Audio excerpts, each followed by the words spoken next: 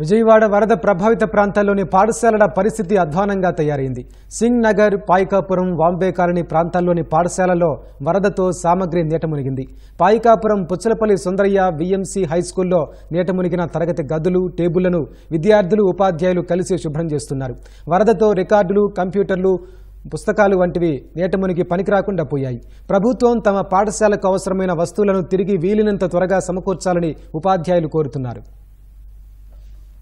ఇదిగోండి, ఇక్కడ వరకు వాటర్ వచ్చింది. అంటే మనిషికి వెళ్తూ వాటర్ వచ్చింది. దానివలన ఈ పాఠశాలలో ఉన్నటువంటి గ్రౌండ్ ఫ్లోర్లో ఉన్న టేబుల్స్, కుర్చీలు, తర్వాత ఆఫీసులో కొన్ని డాక్యుమెంట్స్, విద్యార్థులకు సంబంధించినవి, సైన్స్ ల్యాబొరేటరీ, నాడు నేడుకు సంబంధించిన ప్యానల్ బోర్డ్స్ కానివ్వండి, కంప్యూటర్స్ అన్నీ మునిగిపోయే వాటర్లో.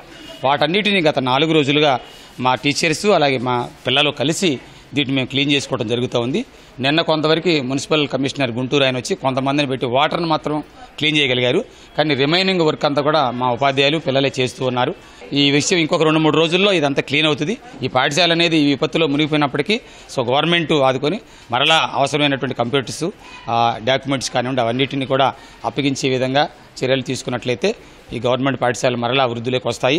మేమందరం కలిసి 3 రోజుల నుండి వర్క్ చేస్తున్నాం. ఇక్కడ ఎంత చేసినా కూడా తరగట్లేదండి. గవర్నమెంట్ వారు నిన్న మాకు ఫైర్ వాళ్ళని పంపించారు. వాళ్ళు కూడా మాకు బాగా హెల్ప్ చేశారు. మెయిన్ ప్రాథమికంగా ఉన్నటువంటి 4 రూమ్స్ 5 రూమ్స్ వరకు క్లీన్ అయినాయండి.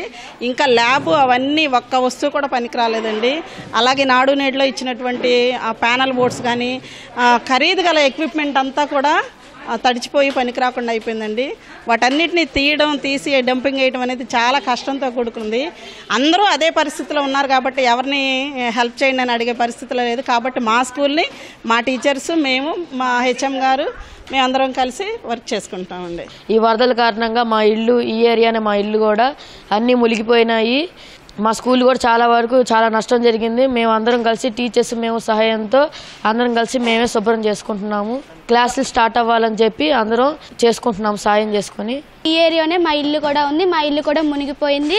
మా క్లాసులు జరగాలని చెప్పి మేము మా టీచర్లు కలిసి ఈ పాఠశాలని శుభ్రం చేస్తున్నాము.